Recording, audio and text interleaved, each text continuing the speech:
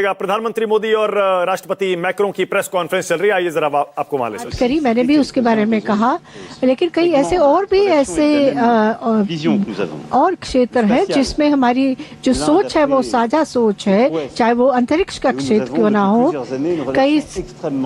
और इस क्षेत्र में कई सालों से हमारा जो रिश्ते हैं वो बेहतरीन हुए हैं, वो आगे बहुत मजबूत हुए हैं। और इसीलिए जुलाई में जो फ्रांस में एक शिखर सम्मेलन का हम आयोजन करने जा रहे हैं अंतरिक्ष क्षेत्र में, उसमें हमने भारत को भी निमंत्रण दिया है। और चाहे वो सिविल न्यूक्लियर का क्षेत्र हो, उसमें भी चाहे जाता पर हो, चाहे एसएमई हो, हमने इन सभी परियोजनाओं में भारत का समर्थन करने का निर्णय लिया है। और हम एक कॉमन रोड मैप के लिए भी हम काम कर रहे हैं, ताकि अगर जो वैश्विक जो चुनौतियां उनका सामने करने के लिए, ताकि हम एक ऐसा एक रास्ता निकालें विश्व के लिए जो हेजेमनी से काफी अलग हो। अगर एरोनॉटिक का क्षेत्र ये भी एक अहम क्षेत्र है,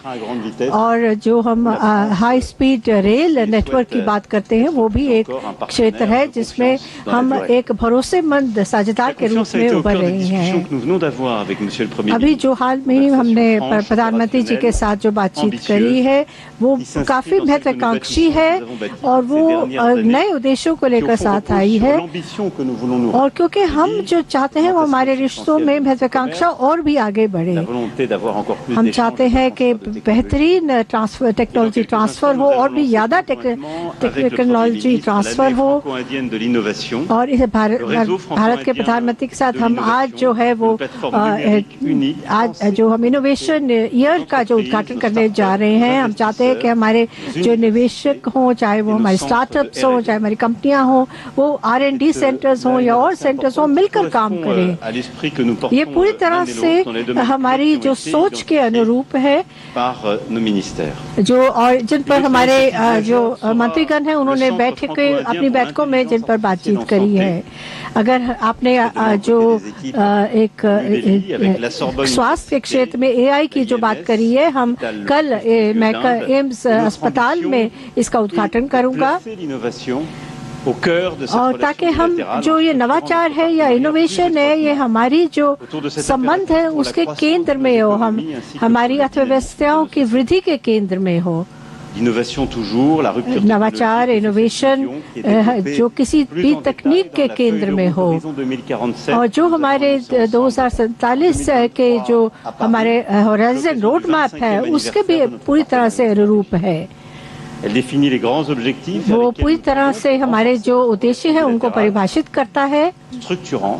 और जो हमारे लिए महत्वपूर्ण है। चाहे आपने शोध की बात करी, टेक्नोलॉजी की बात करी, हमारे विद्यार्थियों के आदान प्रदान की बात करी है।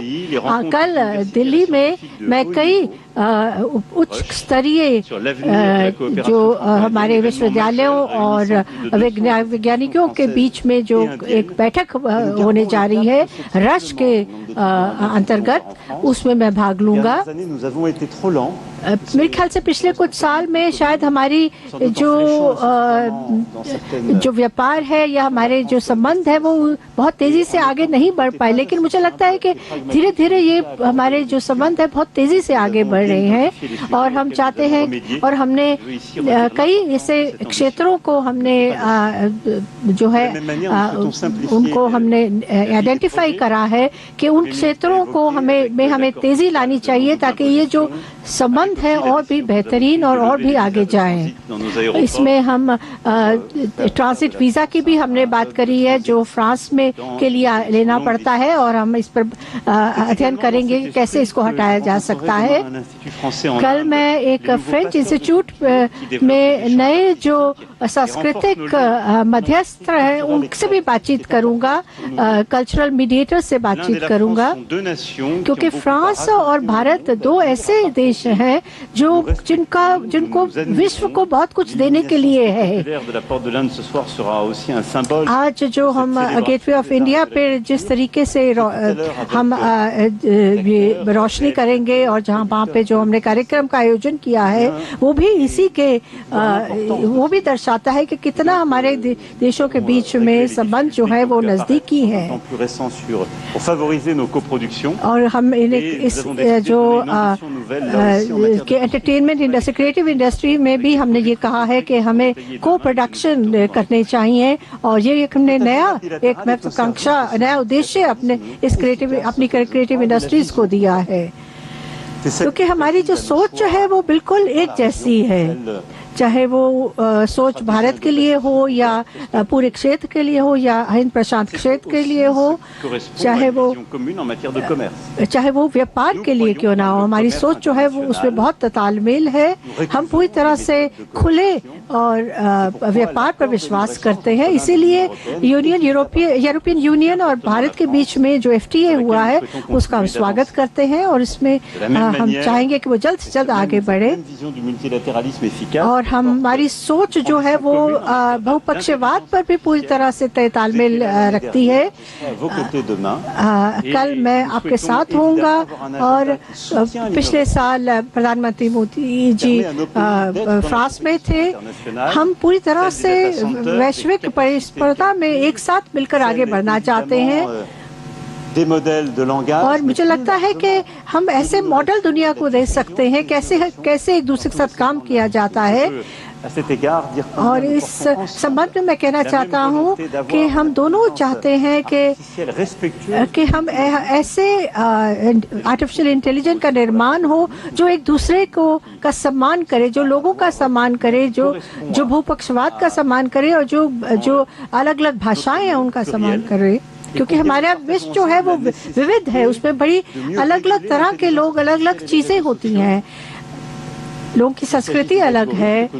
और हम चाहेंगे कि जो एल्गोरिदम्स हों वो पारदर्शी हों, वो ट्रांसपेरेंट हो, खुले हों। और ये भूपक्षवाद एक ऐसा भूपक्षवाद है जिसका हम इस्तेमाल बड़े बड़े जो संघर्ष है विश्व में उसका समाधान करने में भी इस्तेमाल करना चाहते हैं, जो पूरी तरह से संयुक्त राष्ट्र चार्टर के अनुरूप हों। हम चाहते हैं कि हम अपने जो प्रयास है वो एक साथ लाकर कि जो यूक्रेन में जो लोगों के ऊपर या सिविल इंफ्रास्ट्रक्चर है उन पर जो हमले हो रहे हैं उनके लिए मिलकर हम काम करें ताकि उनको रोका जा सके। और हम चाहते हैं कि हम आतंकवाद के खिलाफ भी अपनी लड़ाई को बनाए रखें और हम सभी जो आतंकवादी समूह हैं उनको हम नकारते हैं। और इस साल, इस 2026 की अगर हम बात करें तो ये जो वर्ष है ये हमारे संबंधों में और तेजी लाने वाला संबंध है। आप ब्रिक्स की अध्यक्षता कर रहे हैं, हम फ्रांस जो है वो G7 की अध्यक्षता कर रहा है और इसीलिए मैंने इसी संदर्भ में प्रधानमंत्री मोदी को G7 शिखर सम्मेलन में आमंत्रित किया है। और इसी भावना को ध्यान में रखते हुए हम इस G7 के समिट से पहले हम कुछ बैठकें करना चाहते हैं जो अंतर्राष्ट्रीय मुद्दों पर होगा, और जो हमारे G7 के जो उद्देश्य है, एजेंडा है, वो असमानताओं को कम करने का होगा ताकि हम मिलकर एक द्विपक्षीय बैठकें कर भी इस शिखर सम्मेलन से पहले, तो ताकि हम अपने जो एक ऐसी बैठक भी उसके अंतर्गत करेंगे जिसमें भारत के जो युवा हैं और फ्रांस के युवा हैं, वैज्ञानिक हैं, भारत के वैज्ञानिक हैं और G7 देश